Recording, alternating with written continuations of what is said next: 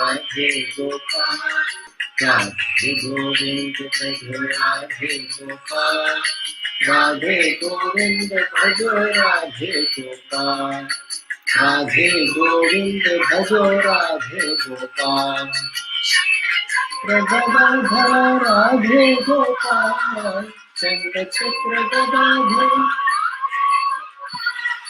मुरली मनोहर राधे गोपाल मुरली मनोहर राधे गोविंद भजो राधे गोविंद भजो राधे गोविंद भजो राधे गोपाल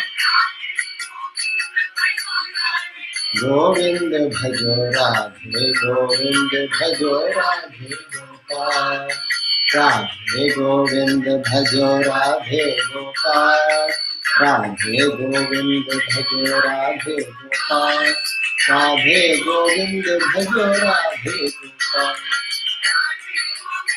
भजो राधे गोपाल राधे गोविंद भजो राधे गोपाल राधे गोविंद भजो राधे गोपाल राधे गोविंद भजो राधे गोपाल राधे गोविंद भजो राधे गोपाल राधे गोविंद भजो राधे गोपाल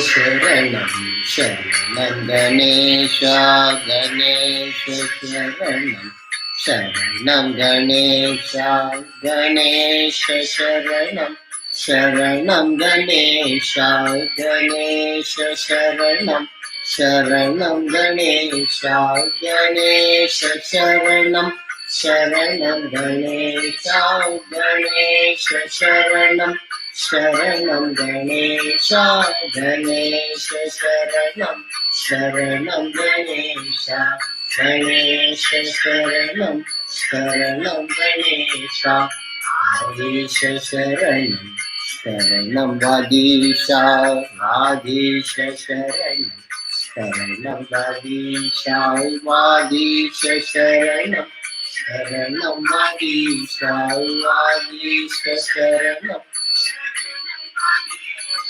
वागीश शरणं शरणं वागीश वागीश शरणं शरणं वागीश वागीश शरणं शरणं वागीश वागीश शरणं शरणं वागीश हरीश शरणं शरणं हरीश शरणं हरीश सारीश शरणं शरणं हरीश सारीश शरणं शरणं हरीश सारीश शरणं शरणं हरीश सारीश शरणं शरणं हरीश सारीश शरणं हरीश हरीश शरणं शरणं हरीश गणेश शरणं शरणं गणेश गणेश शरणं शरणं गणेश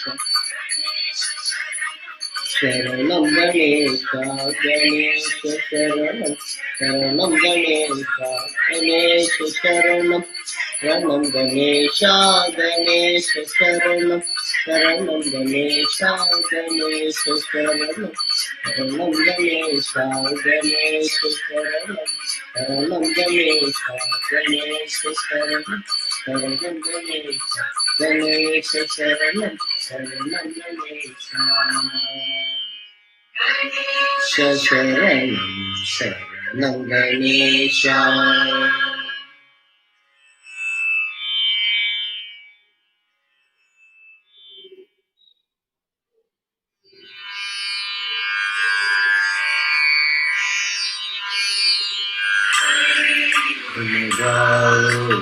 हरि नाम गाओ हरि गुण गाओ हरि नाम गाओ आनंद आनंद हरि नाम रे, आनंद आनंद हरि नाम रे, हरि गुण गाओ हरि नाम गाओ, हरि गुण गाओ हरि नाम गाओ। मन में जतन करो हरि नाम रे, स्मरण स्मरण करो हरि नाम रे, मन में जतन करो हरि नाम रे, स्मरण स्मरण करो हरि नाम रे, हरि ओम भजरे सदा, हरि ओम भजरे सदा, हरि गुण गाओ हरि नाम गाओ, हरि गुण गाओ हरि नाम गाओ। आनंद आनंद हरि नाम रे, आनंद आनंद हरि नाम रे, प्रभु हरि नाम गाओ, हरि गुण गाओ हरि नाम गाओ। मन में जतन करो हरि नाम रे, स्मरण स्मरण करो हरि नाम रे, मन में जतन करो हरि नाम रे, स्मरण स्मरण करो हरि नाम रे, हरि ओम भजरे सदा, हरि ओम भजरे सदा, हरि गुण गाओ हरि नाम गाओ, हरि गुण गाओ हरि नाम गाओ। आनंद आनंद हरि नाम रे, आनंद हरि नाम रे, हरि गुण गाओ हरि नाम गाओ, हरि गुण गाओ हरि नाम गाओ।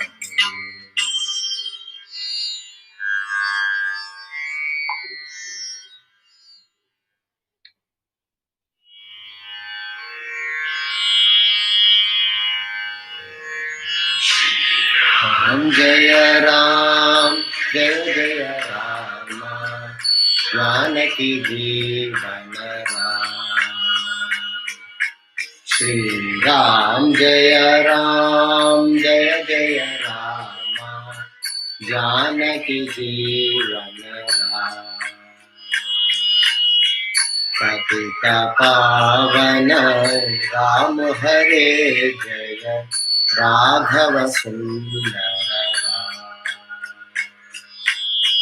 पतित पावन राम हरे जय, राघव सुंदर राम।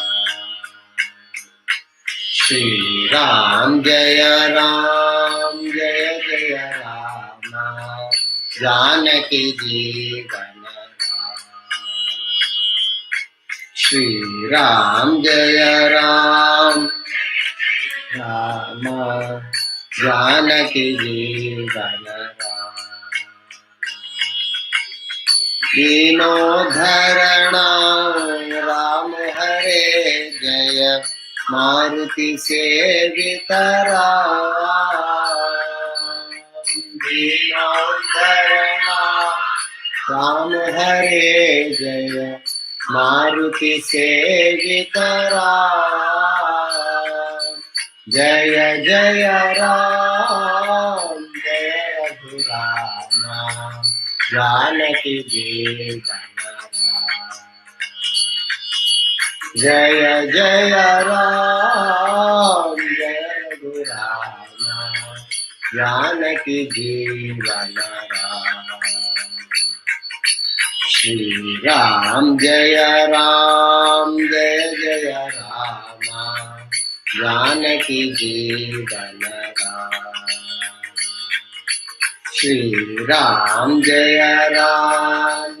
जय राम, जानकी जीवन राम। दीनो धरणा राम हरे जय, मारुति सेवित राम। दीनो धरणा राम हरे जय, मारुति सेवित राम।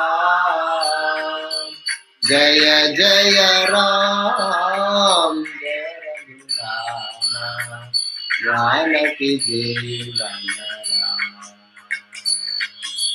जय जय राम जय रघुराम, जानकी जीवन।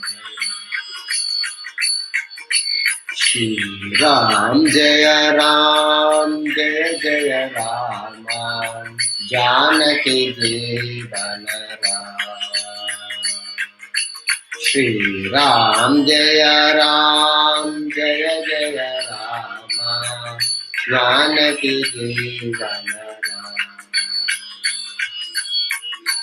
जानकी जीवन राम, जानकी जीवन Ram.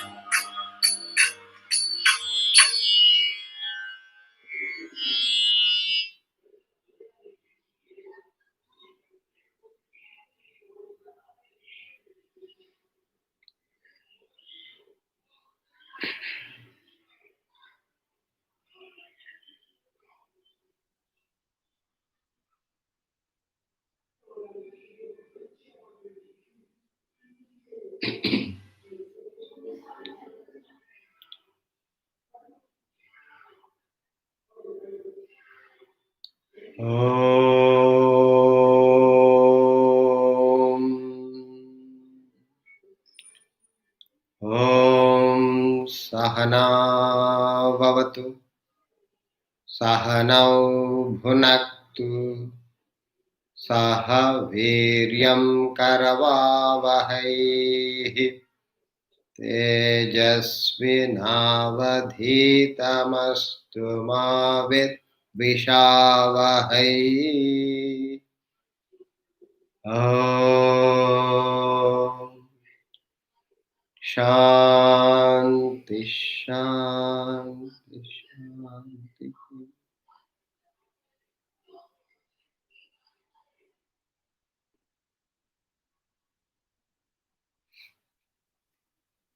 Together we will chant chapter 2 of Bhagavad Gita, verses 62 to 72.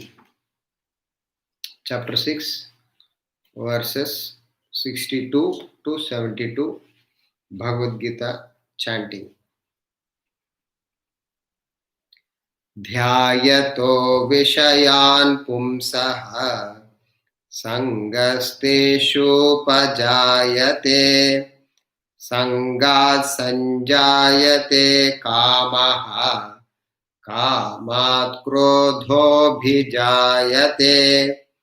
क्रोधात् भवति सम्मोहः, सम्मोहात् स्मृतिविभ्रमः, स्मृतिभ्रंशात् बुद्धिनाशः, बुद्धिनाशात् प्रणश्यति। रागद्वेषवियुक्तैस्तु विषयानिन्द्रियैश्चरन्, आत्मवश्यैर्विधेयात्मा प्रसादमधिगच्छति। प्रसादे सर्वदुःखानां हानिरस्योपजायते, प्रसन्नचेतसे ह्याशु बुद्धिः पर्यवतिष्ठते। नास्ति बुद्धिरयुक्तस्य न चायुक्तस्य भावना, न च भावयतः शान्तिः अशान्तस्य कुतः सुखम् इन्द्रियाणां हि चरताम् यन्मनोनुविधीयते तदस्य हरति प्रज्ञाम् वायुर्नावमिवाम्भसि तस्माद्यस्य महाबाहो निगृहीतानि सर्वशः इन्द्रियाणीन्द्रियार्थेभ्यः तस्य प्रज्ञा प्रतिष्ठिता या निशा सर्वभूतानां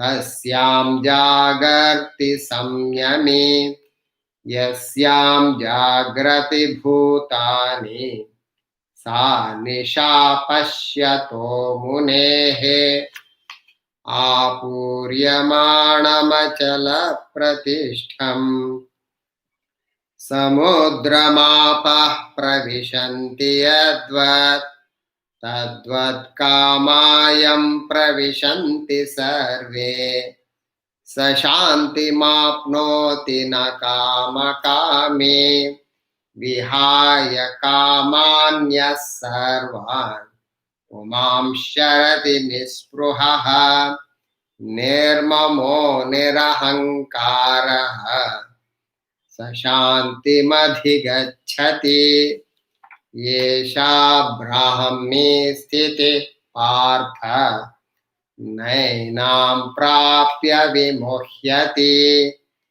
स्थित्वा स्यामन्तकालेऽपि ब्रह्मनिर्वाणमृच्छति. We have been studying in the chapter 2, the topic, the description of an enlightened soul.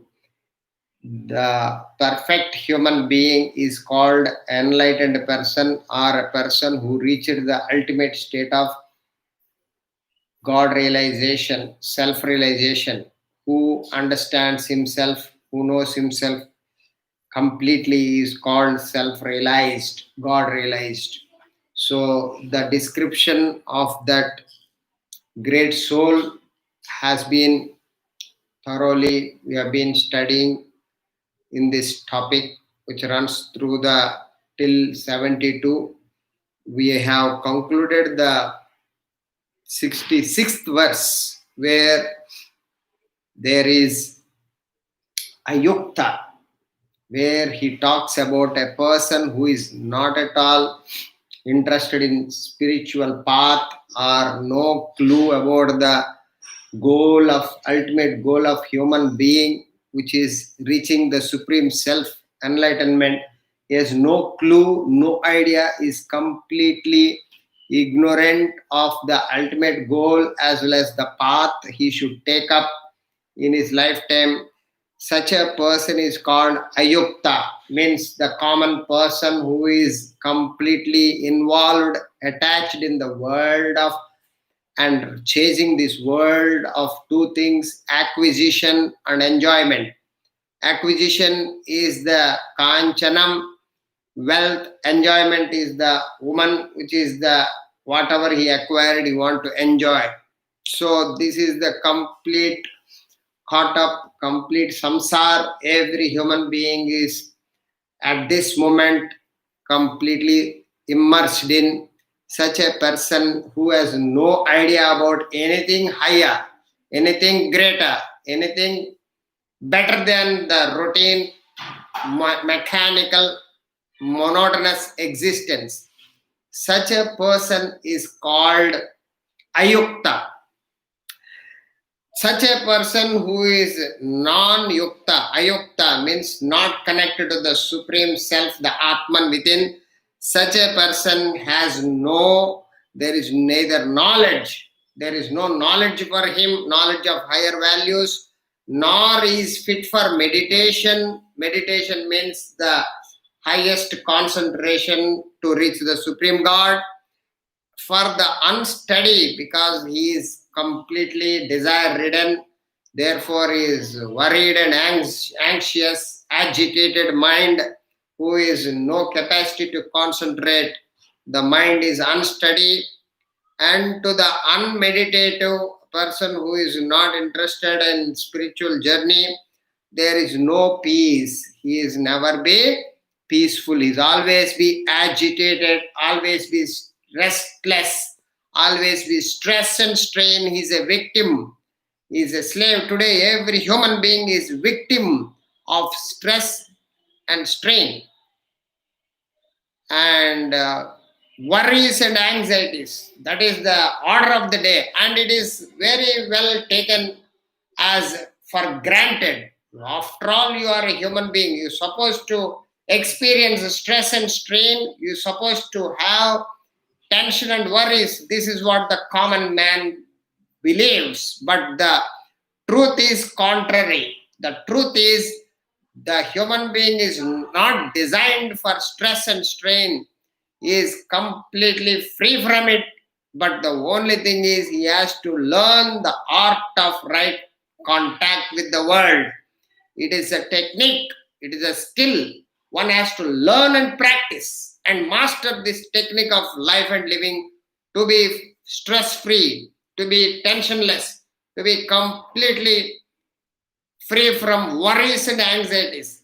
The human mechanism is well designed to be free from stress, zero. But unfortunately, it is entered the system of human being because of lack of awareness, lack of training, lack of planning and programming of this knowledge, and practice completely obliterated in the human life. Therefore, every human being is suffering from this stress and strain and worries and anxieties. This is the what the ayukta.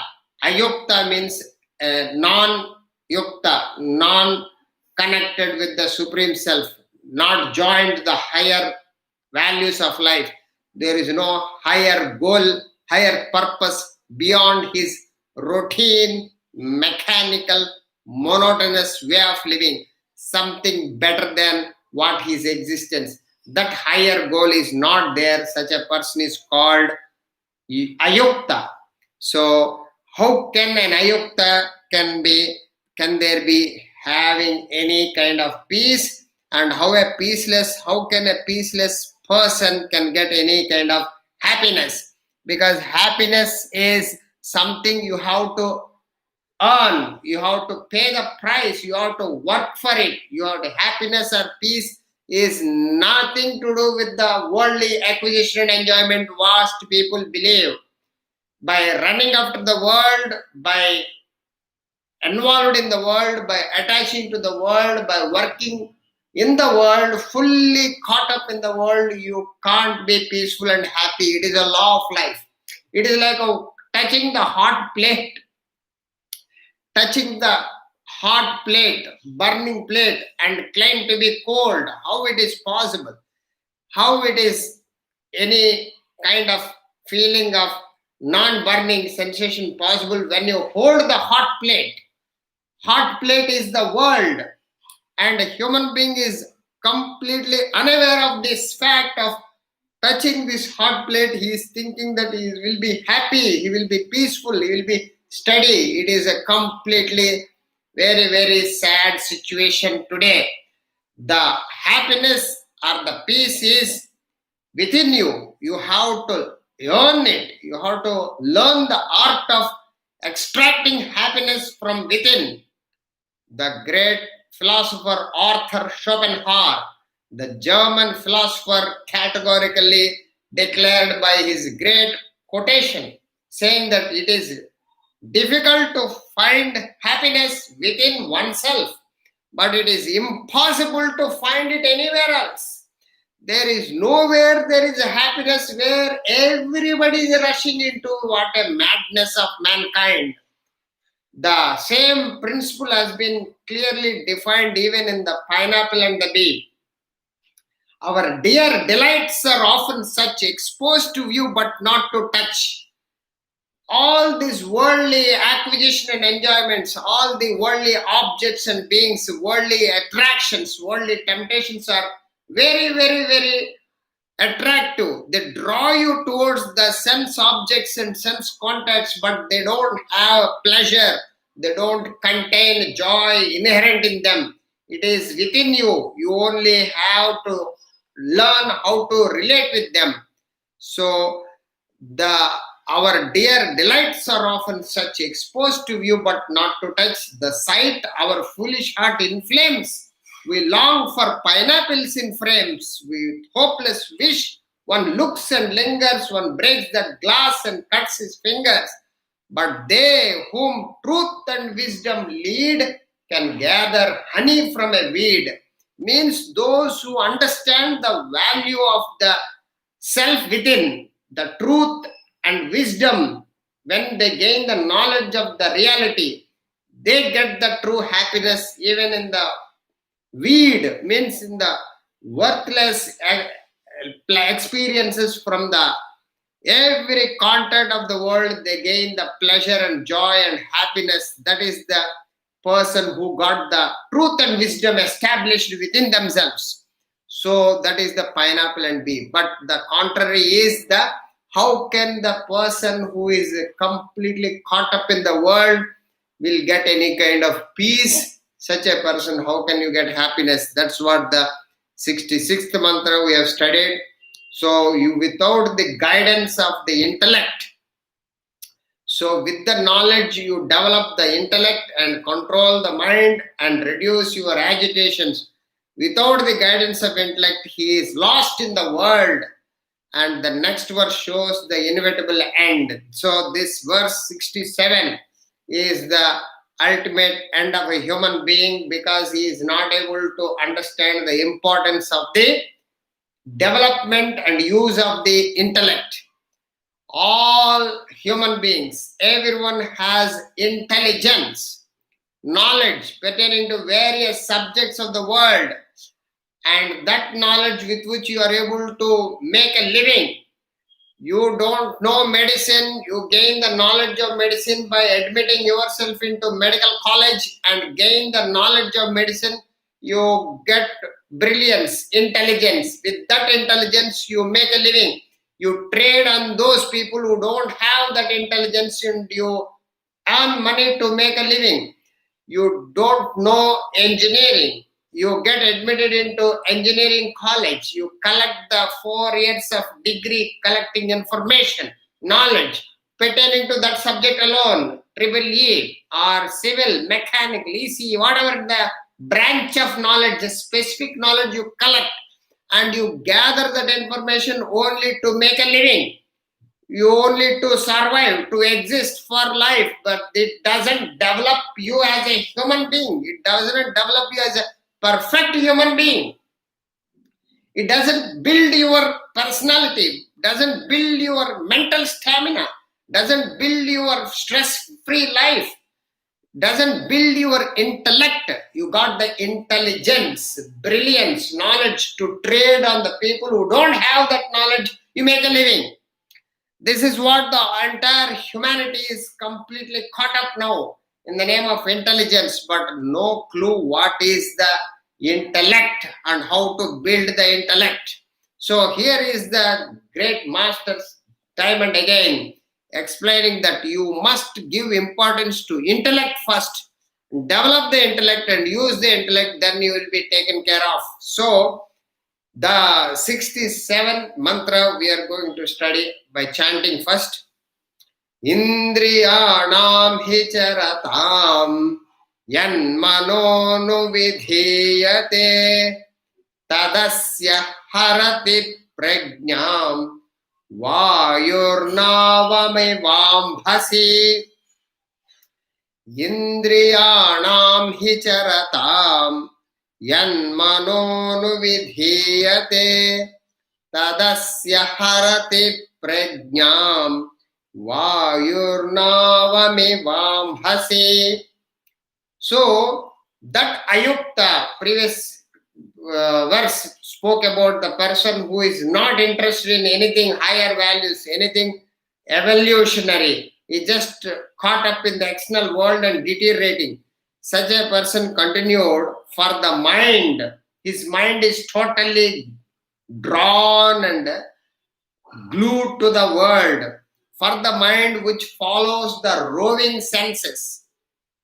Senses all the time pressurizing you towards the sense objects is the nature of the senses. Senses means the eyes, ears, nose, tongue and skin. The eyes push you towards the sights, color and form. Pleasant sights you want to see all the time. This is the nature of the eyes. Whole life people are caught up in the sightseeing. They travel all over the world to see various places in the world. Switzerland or some kind of Niagara Falls. They want to go all the way to see just a sight and then they want to satisfy. This is the eyes pushes you towards. You can see every day. This is nowadays, this is the Christmas season or the holiday season. Everybody is going to shopping, rushing towards the restaurants or the hotels or all the various aspects of the life attractions. So people are running after. Why? Because of the eyes. Imagine a fellow who has got no two eyes. He will not go anywhere. He can't see, therefore he'll say, I can't see, therefore I can't go. The fact that you have two eyes, they push you towards the all sorts of sightseeing. The mind which follows the roving senses, eyes, ears constantly pressurize you for the sounds, nose pressurize you for the smell, fragrance, tongue pressurize you for the taste. So for the mind which follows the roving senses, roving means the constantly interested in the worldly attractions and temptations, carries away his intellect. So the mind already gone because he is ayukta in the previous verse and who is completely caught up, and such a mind which is drawn by the senses controlling that mind eventually takes the intellect also, carries away his intellect also. Buddhi nashat pranashiti. Just when a question of time is going to meet with his own destruction. Because his intellect also carried away, as the wind carries away a boat on water. How the wind carries away the boat on water. The boat is sailing, best example. But when there is a big wind, there is a cyclone in the middle of the ocean, the ship is completely destroyed, drowned, and all inmates of the ship has to die. There is no other way, because the surging of the wind pushes the water upsurge and then makes the boat topsy-turvy, upside down and completely submerged. That is the power of the wind. You can see the wind power when it came to big cyclones, the catastrophes, the gales, the tornadoes, the big hurricanes. These are all the powerful. They break the houses, they break the trees, mighty trees, big houses will be collapsed because of just a wind power. Wind has got such a huge power. Similarly, friends, this power of the mind and senses, especially sense organs, are tremendous power. They draw you and drown the mind, and mind which is running after the senses, the checking is not there, intellect is not sufficiently built, the mind with the senses pluck plucked the intellect also. When the senses gone, mind gone to the world, and intellect also finally plucked away, then there is no anchoring, saving factor, like a boat in the wind, completely human being going to destroy himself. That's what the happening to all the Puranic stories we have been listening. The great mighty Ravanasura in the Ramayana. His senses dictated terms, ultimately his mind followed the senses, and such a mind which completely caught up in the senses and its attractions, his intellect also lost his discriminating power. He gave importance to his own actions, not given importance to the reality. He left Rama's interest and he followed his own interest and he destroyed himself. Similarly, in Mahabharata, the great Duryodhana, who followed the mind and senses, followed his intellect also plucked away and he destroyed himself. Everywhere, this is the same common phenomena. So, what is the problem is, where are your senses taking you? First, check that mechanism. Or the senses are dictating terms to you, or you are controlling the senses, is the first fundamental question you must put to yourself. Where are your senses? Eyes, ears, nose, tongue and skin. These are the 5 senses take you for a ride if you are not vigilant, not policing, not careful about your life. Then the mind will be taken away. Sooner or later, intellect will be taken away. That's how people are getting addicted to all sorts of things. What are the addictions? The material level, they are addicted to wealth and they are addicted to loans after loans after loans. They caught up in that loop and then they destroy themselves in that loans. Some people caught up in the physical body. I have known people in the name of sickness, indulgences, or in the name of health and tips and too much interest in the gym and all the good aspects, and they abnormally go all out and they destroy themselves in the name of health. Anything extreme, or in the name of this side. What is that? Ill health, indulgence, all out. Physical health is ruined and they destroy themselves. Similarly, mind and relationships. They get all out of all the types of relationships mentally, and for that mind they get attached and involved and completely lose their intellect and they destroy themselves. That is the mental level. They become slave, they become victim of the emotions, and they become emotional, eccentric, hysterical, insane. Is the mind destroys them. And at the same time, intellectual level, various people who are drawn towards the intellectual sensuality called the various ideas and ideologies, fanaticism, fundamentalism. Jesus alone will save you. God, the Lord Krishna alone will save you. The Rama alone will save you.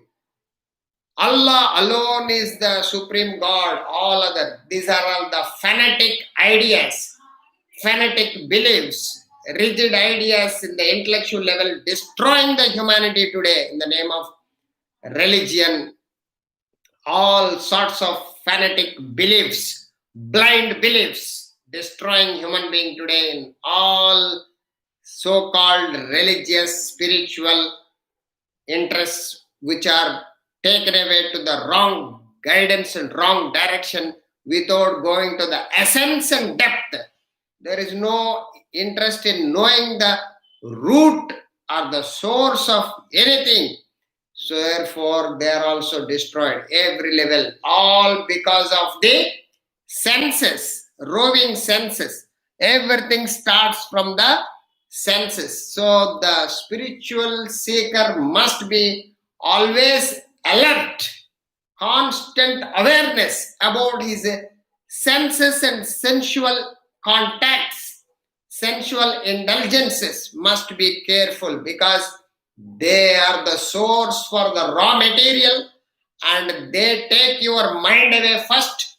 Once the mind is taken away, gradually intellect also taken by the mind, and the intellect is gone, you go. This is what the 67th mantra verse is talking about. But anyway, we are going to study in depth now. This verse picks up the sequence of thought from verse 60. Verse 60 states that the turbulent senses carry away the mind. So the verse 60 clearly told how the mind is taken away by the senses. Mind is getting kidnapped by the senses. So you all the time thinking about the mind and thinking about what you had experienced with the sense organ. You must have seen some sight. Your mind always interested in that sight again. You had such a very good food. You enjoyed the food and you are all the time repeating that in the mind, the desire, that contact again and again, it craves because you had that experience. So whenever there is a sense contact, it generates fresh thoughts and desires in the mind, and the mind is forcefully plucked by the senses. This is what happening to every human being today. So the verse 60 states that the turbulent senses are very turbulent, violent, disturbed. They are all the time interested in rushing after the world, chasing the world, and they are the source for your sorrow and suffering of today, what you are suffering. And no clue why people are suffering. These are all because of senses, indriyas.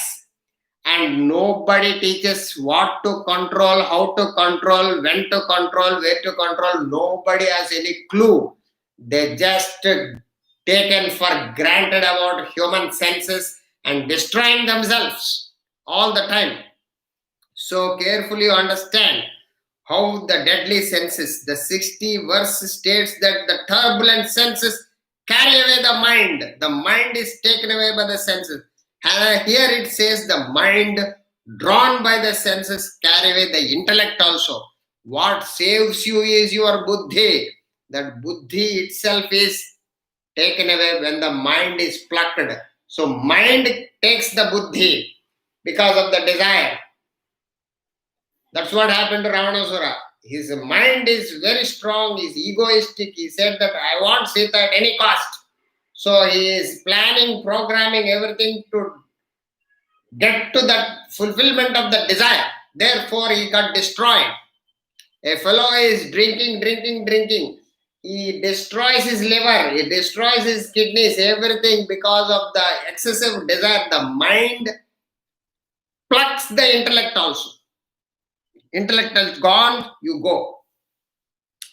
Like the wind carries the boat in the ocean. So, boat is there.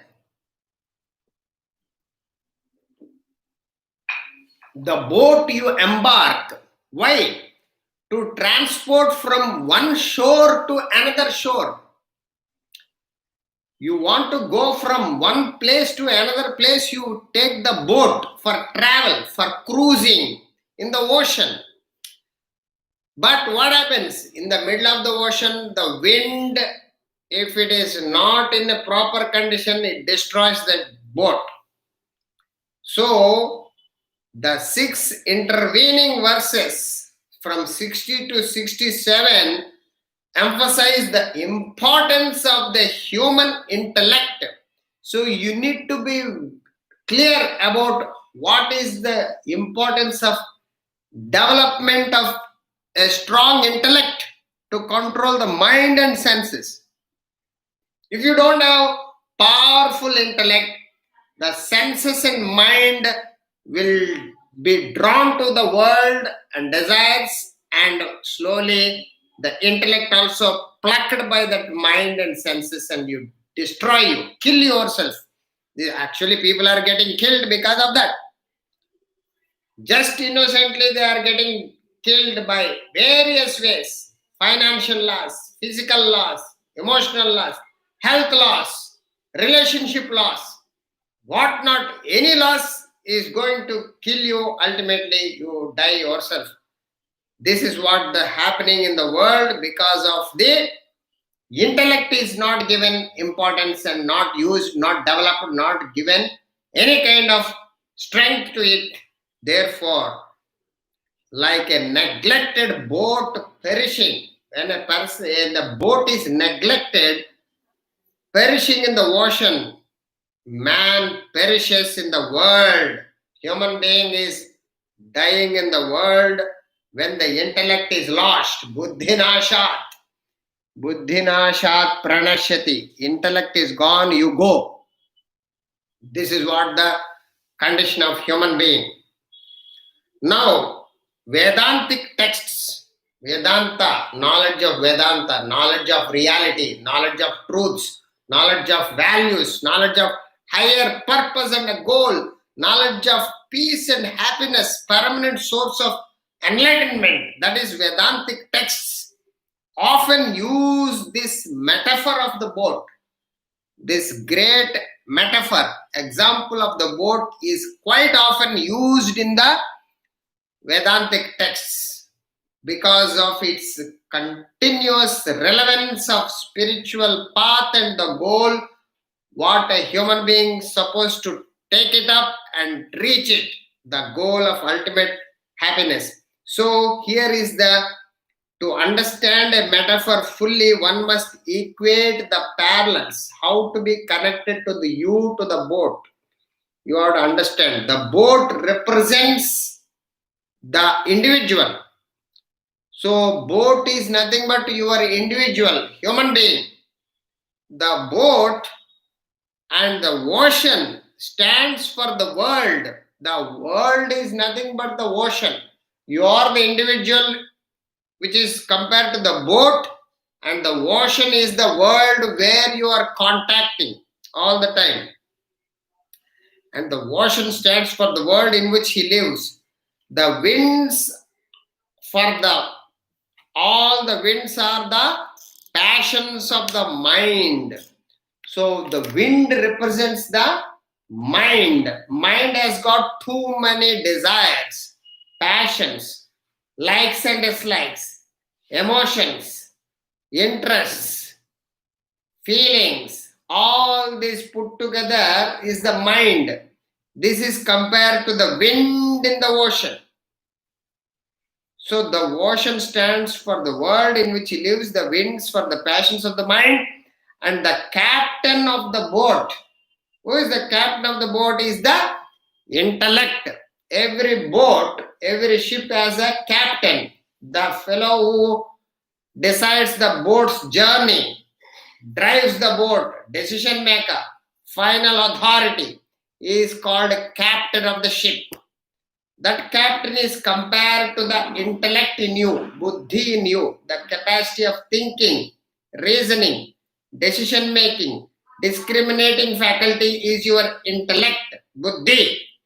The mariner's compass. So captain cannot drive without the guidance of the direction because he is in the middle of the ocean. He doesn't know which direction, what is coming, what direction he has to go. He doesn't know. He has to have a direction to move forward or backward, whatever direction he wants to know. He is supposed to know. That is provided by every ship in the middle of the ocean because everywhere water and water alone. There is nothing you can see, nothing you can have measurement to fix the direction of the ship. Therefore, they have every boat and every aeroplane, everything has been given the mariner's compass, wherein there is a fixed north direction all the time. The direction is perfectly fixed. That is called the mariner's compass. So that mariner's compass stands for the Vedanta scriptures, the Shastras, the Upanishads, the Bhagavad Gita, the knowledge of reality. This knowledge of the reality, knowledge of God, the Bhagavad Gita, the Vedanta is nothing but mariner's compass. If you study and understand, you get the direction. With the direction, you use your captain intellect and mind and then body. This is the parallel comparison with the boat and the ocean and the winds and you and your personality in the world. So the mariner's compass stands for the scriptures that guide him towards the harbor of meditation and peace of enlightenment. So from this harbor, he steps directly on the shore of reality. So a person who is traveling from the shore of mortality to the shore of immortality, that is the journey of human being. So he needs to take in the scriptures, mariner's compass, needs to study, get the direction, and the captain, intellect. So mariner's compass stands for the scriptures that guide him towards the harbor of meditation and peace. So from this harbor, he steps directly onto the shore of reality. So first he has to get to the harbor, that port. From port to he go to the shore of reality, the enlightenment. So in the vast ocean,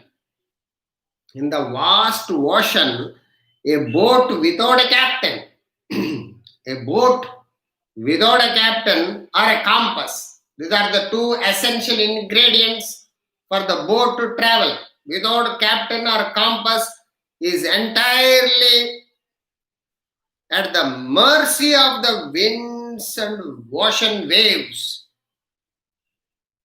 So the captain is missing and the compass is missing. The boat gets victimized, capsized by the winds of the ocean, heavy winds of the ocean. The winds toss the boat, helter and skelter, throws up and down. Winds take over the boat if the captain is not there or the compass is not there. It loses its direction and dimension, and its destination also gone. The boat's destination and direction lost. Ultimately, what will happen? The boat gets destroyed, drowned, and dies. This is what happens if you follow carefully. A human being currently facing the same problem. What is it? Whereas the boat equipped with a proper compass and a powerful captain, ship captain, directed by captain, reaches the harbor of destination. His goal is reached. Similarly, if you do not make use of your existing intellect, buddhi is being given to you to exercise, to inquire, to investigate, to use it all the time. Is the captain all the time alert in the ship? If he is sleeping, the ship will go. Similarly, you have been given the intellect. This intellect and take the spiritual guidance from a master who reached the shore. The scripture, the shastras, the knowledge of the reality, Bhagavad Gita. You spiritual guidance. You need a spiritual guidance, which is the compass, which gives you direction of life. And you will be under the, if you do not have the intellect and guidance, you will be under the mercy of the mind's passions. Mind takes over you. Mind already took over you at this moment. Everybody is slave to the mind. Mind controls everybody. This is the today's condition of every human being. And just a question of time, destruction is over. Will be under the mercy of your feelings and emotions, governing your personality now. Your likes and dislikes, whims and fancies. This is what your current situation. Every human being is at the mercy of likes and dislikes. He does what he ought to do. No, he does what he likes to do and avoids what he dislikes. He follows what his preferences, not his obligatory duties and responsibilities, because his mind is dictated in terms to him. These impulses, these emotions will be, these are the impulses will toss you in all directions till you meet with your own destruction. So the mind does not leave you until it destroys you.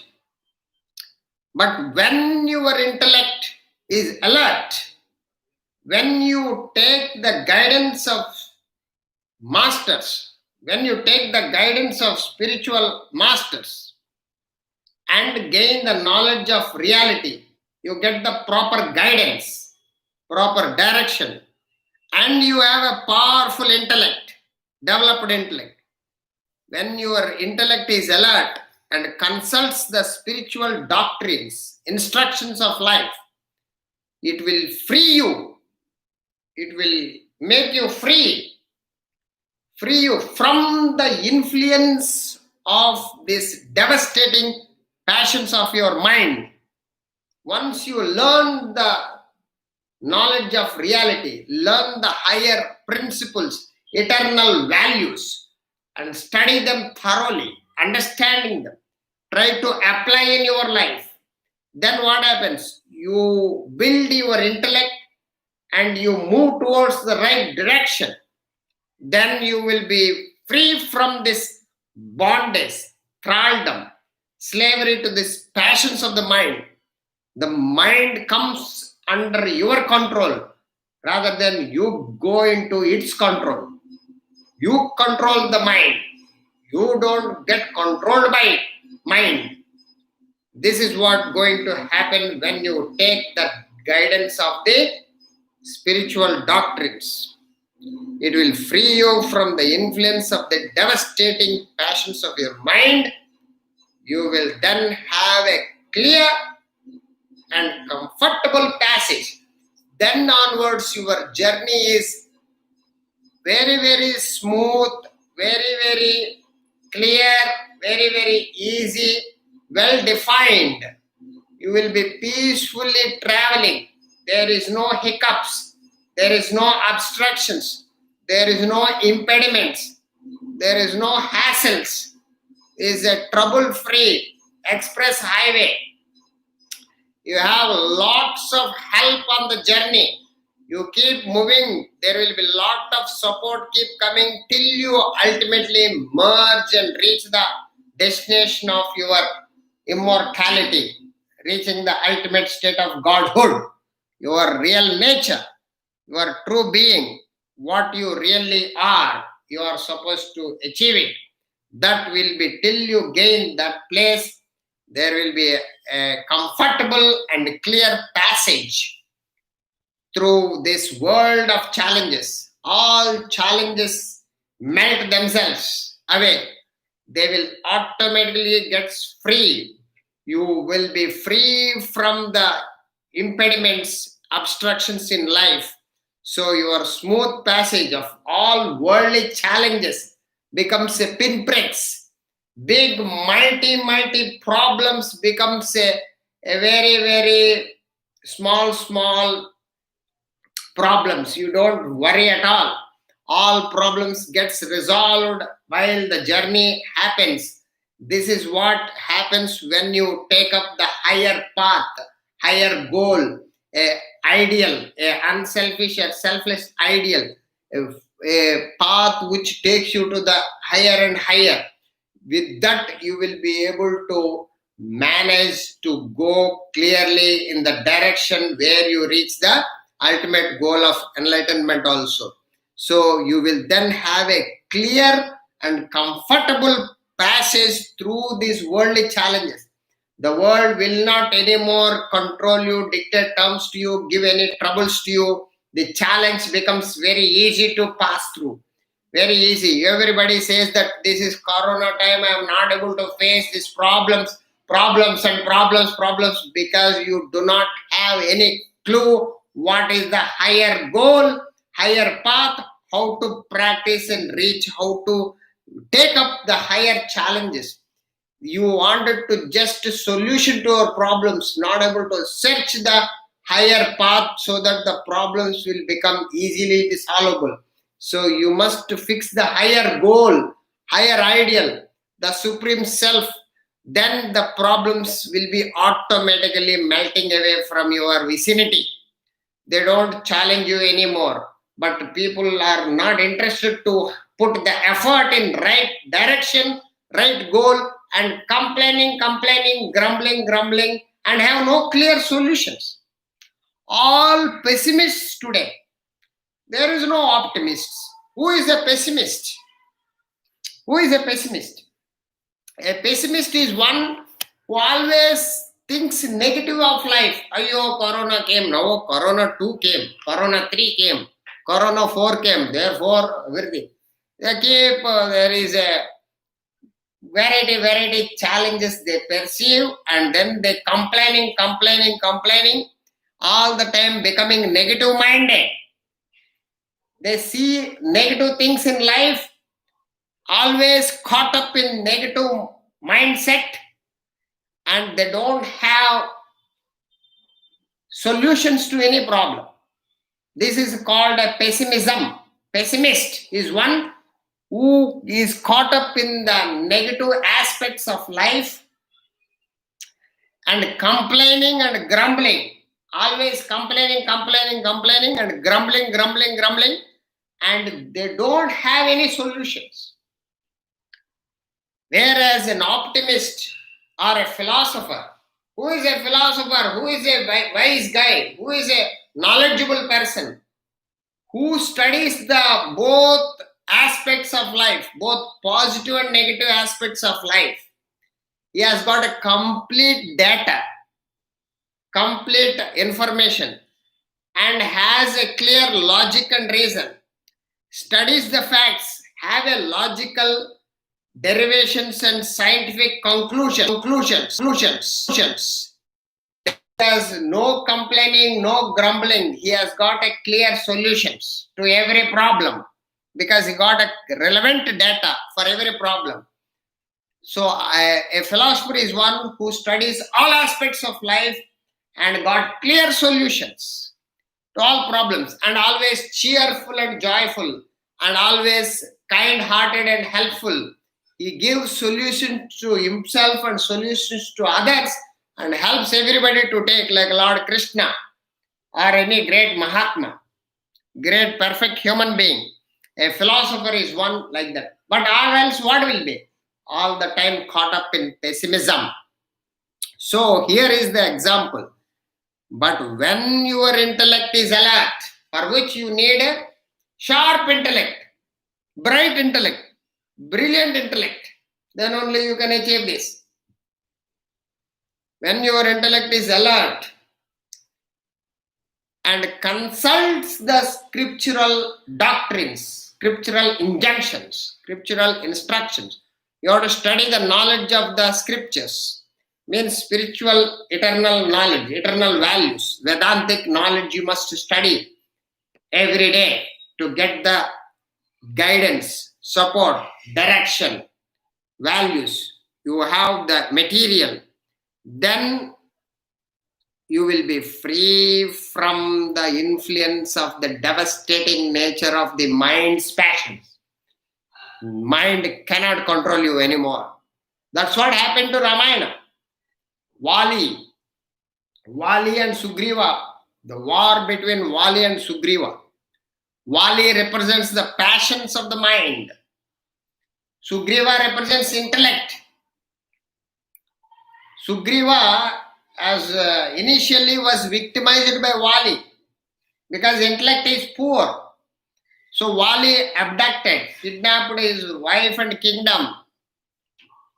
And Sugriva has a fiber of intellect. So he got saved by hiding in the mountain called Rishyamukha. So there Vali cannot enter because the Rishimukha mountain is the mountain of sages and saints. Where sages and saints live, passions don't have a room. They can't exist. Where the light is there, darkness does not exist, cannot exist. It is a law. Where there is a knowledge is there, ignorance doesn't exist. This is the law. Similarly, where health and immunity system is strong, sickness and germs cannot exist. Is a law. So you have to understand the law, follow the law. So what happened? Sugriva, the great Sugriva, was beaten black and blue by Vali. But he ran away and waiting for the support of the strong intellect. What happened? When the Rama came search of Sita, he went and surrendered to Rama. Rama represents the higher values, scriptures, the knowledge of reality, godly knowledge, spiritual knowledge. The moment he gained the knowledge, intellect clubbed with the self-knowledge, the captain of the ship with the mariner's compass. When the intellect clubbed with the knowledge of the higher values, knowledge of the reality, knowledge of God, knowledge of Brahman, knowledge of Supreme, Atma Vidya, then the Sugriva got power. Sugriva got capacity. Sugriva got the strength to face the Vali, the passions, the attractions, the likes and dislikes, the senses and the mind. The Vali, the Sugriva and Vali, there was a great fight, but Rama hiding behind the tree and killed the Vali. This story communicates the best message for you to understand how to handle this life's challenges. You must be under the shelter of the scriptures, shastras, the knowledge of the higher values, Vedantic truths, and the intellect. This both combination will help you build your intellect strong so that you will be able to face this mind's passions and likes and dislikes, govern them, control them, make them under your control. You don't get victimized anymore. You command them and you gain peace and happiness and success, whatever you want, because your mind is in your control. You can keep the mind wherever you want, whatever you want. The mind follows you rather than you follow the mind. That is the capacity you will gain once you follow the scriptural instructions, which is the knowledge of reality and the powerful intellect. You will then have a clear and comfortable passage towards through the worldly challenges. The world is nothing but ups and downs and fluctuations of life. World is nothing but pairs of opposites. World presents you various problems and problems. World means dvandvas. Another definition of the world is dvandvas. What is dvandvas? Heat and cold. Today, what is that? Winter. Cold, cold, cold. Heat and cold. Joy and sorrow. Honor and dishonor. Pleasure and pain. War and peace. Birth and death. Health and sickness. Happiness and sorrow. Everything is a challenge after challenge every human being is facing. No human being is free from them because of lack of intellect and lack of strength of the intellect, as well as lack of knowledge and guidance of higher values. These world challenges you are not able to wade through, face them, cross over them, getting rid of them because of likes and dislikes. You are caught up. The more likes and dislikes, the more the world controls you. It is a law. The more you are a slave to your likes and dislikes, your preferences, your whims and fancies, the more world teasing you, more world cause you trouble. World dictate terms to you. The only way is to develop your strong intellect and rise over. Get rid of this likes and dislikes by powerful intellect.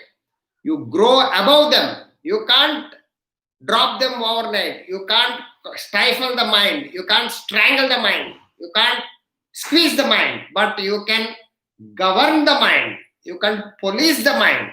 You can channelize the mind towards the higher guidance, higher values. Thereby, the mind comes under your control and you have a clear passage of comfortable journey. Heat and cold do not affect you anymore. Joy and sorrow do not victimize you anymore. Honor and dishonor will not control you anymore. So all these worldly challenges will become a very, very, very simple and easy to get over. Once you build your strong intellect and with the higher values or the eternal principles laid down by the Shastras, which is the knowledge of reality. This is what you will then have a clear and comfortable passage through this world of challenges. There is no challenges anymore once you build the strong intellect and strength of the values. Assured a perfect life in the world. Today everybody is defective. Everybody is stressed, worried, anxious, suffering like anything. Especially in the challenging times, you are bogged down. This is because of lack of strong intellect and learned the higher values. So once you are gaining this powerful knowledge and understanding, you are assured of perfect life in the world, not after the world. Now and here, you can master your life. You can command your life. You can be king of your life rather than slave. Today, everybody is a slave. For everything, every small thing they become worried to death. Corona 3 is coming, Corona 4 is coming, Corona 2 already came. Why are you worried about? Because of lack of intellect. Buddhi nashat pranashati. So, once you are assured with this strong intellect, you have a perfect life in the world, you will also gain the ultimate goal of enlightenment also with this same commanding position. If you have commanding position now, it is a matter of time. With this more effort you reach the immortality, which is the God realization. Enlightenment also is not a big deal, but first you should get mastery over your senses. Mastery over your mind's passions is the first challenge to get over these worldly problems in life. Then you will be naturally pushing yourself slowly towards the ultimate state of enlightenment as well. It is a question of time. Thank you very much. Hari Om. We will continue with the next verse in the next class.